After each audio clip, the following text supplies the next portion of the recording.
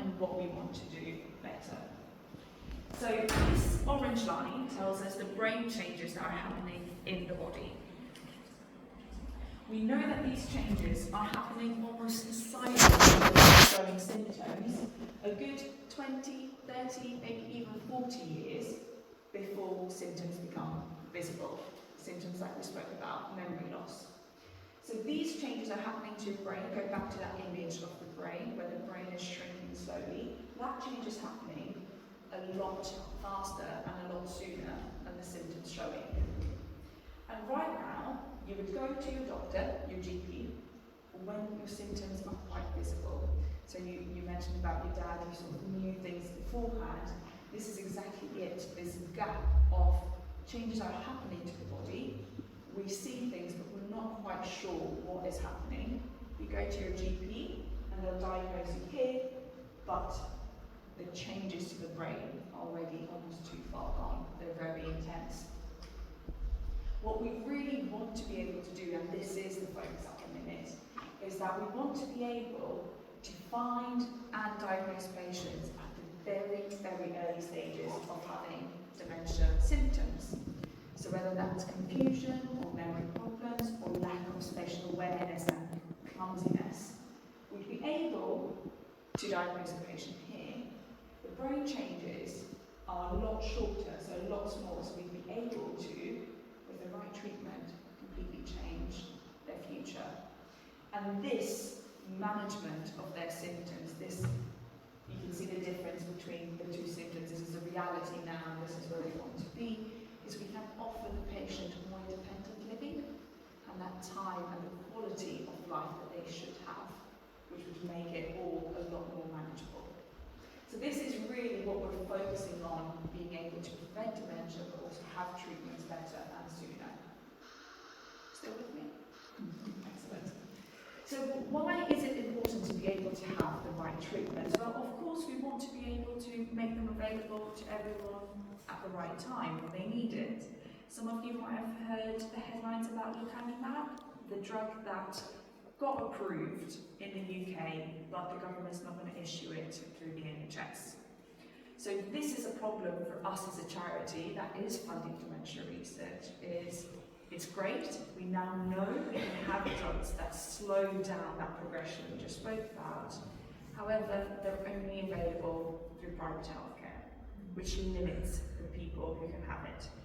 So this is why it's really important, the work that we do, is that we want to be able to make drugs available to the right people. It's also important because if we diagnose early enough, we can give families and patients time to prepare for it. So whether that's making sure that your will is written and your wishes are carried out, or making sure that you've got a home to be looked after and people to look after you, it's very important that we know as soon as we can. And also, if it's in the early stages and there's a local drug discovery or a local research project happening nearby, you can participate in that and be first in line to get those new drugs that we're developing. So it's important to talk about it effectively. The reality of how someone's diagnosed right now is rather complicated and a bit challenging at times. So the first thing is family members will most likely recognise symptoms, and you will then be referred from your local GP practice, from your doctors, to a memory assessment clinic where they supervise you. That time from you going to your GP, so we've already got a slowness here. You've got symptoms, you're going to extend it as long as you can before you go to see your doctor. We know that's the human nature. You then go to your GP, and that gets sent through to your memory clinic. The time for that could be upwards of 17 weeks on average, but it can take years in some areas of the country, so we've got a really long waiting list that's not seeing patients properly and as soon as they need to, which then leads to diagnosis rates being quite poor. So depending on where you are in the country, Scotland for example, only 29% of patients who have dementia get that diagnosis when they need to. But not having the right diagnosis means we don't have access to those treatments, we don't have access to the drugs. So this is an important bit. it. I don't know if you can see this very clearly. If this is a clock, can anyone guess why this is important?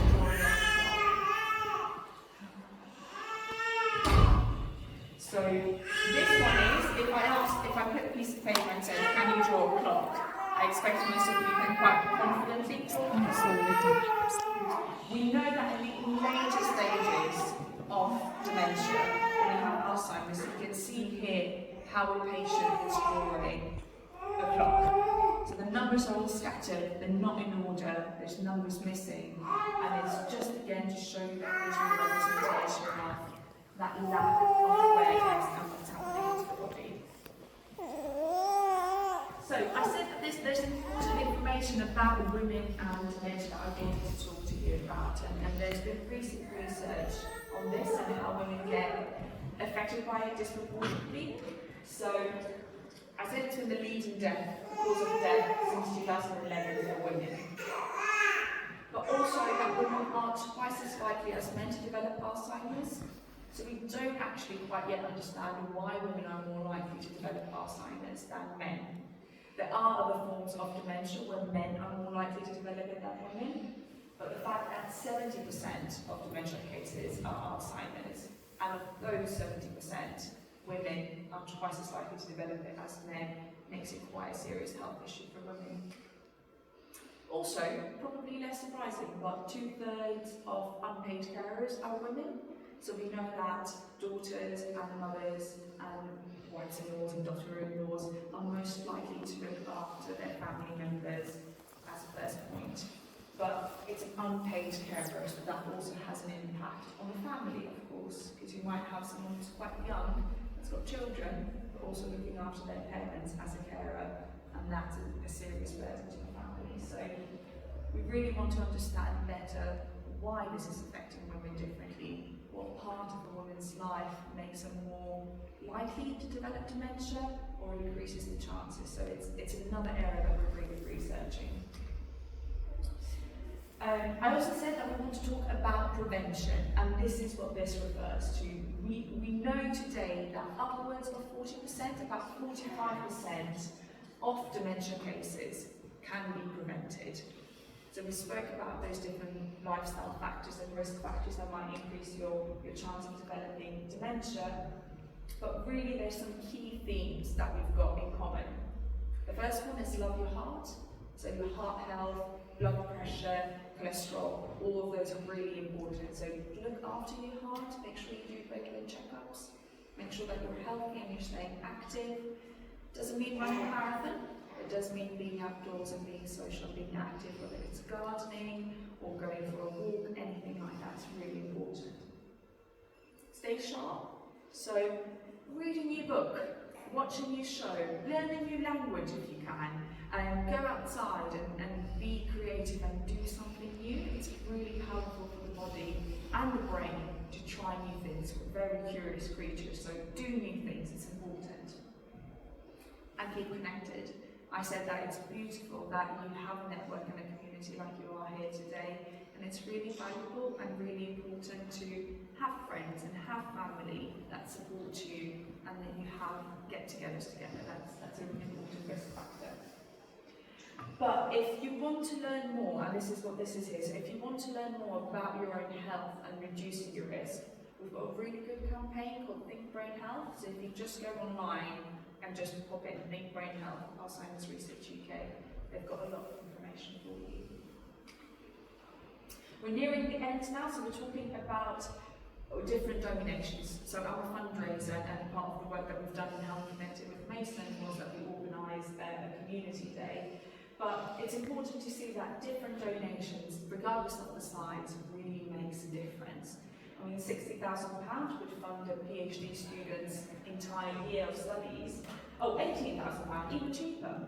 A PhD student's entire year of studies, whereas a £10 would allow us to buy equipment for the facilities that we have at universities. So a whole range of different ways to support the charity. But also things that we do, sponsored walking events. So we've got online campaigns, for example, or if somebody wants to do like a 5K or a 10K, we do a lot of really great activities both for families and for children.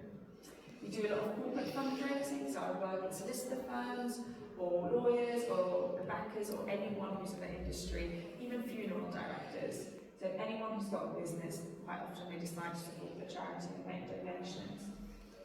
Online fundraising, we've got a challenge coming up in October, 55 miles. So you walk 55 miles in October throughout the entire month. That's a great one if you want to participate. It's a Facebook challenge. It's a really good way to get to be part of that community. Gifts and wills. 40% of our income comes from legacy giving, so people leaving something in their will as a gift for us. It's a really important part of charities. And also regular givers, people who donate monthly. So whether that's a £10 or £20 donation, and we've got a really good community of supporters in that way. Which brings me to the quiz. Before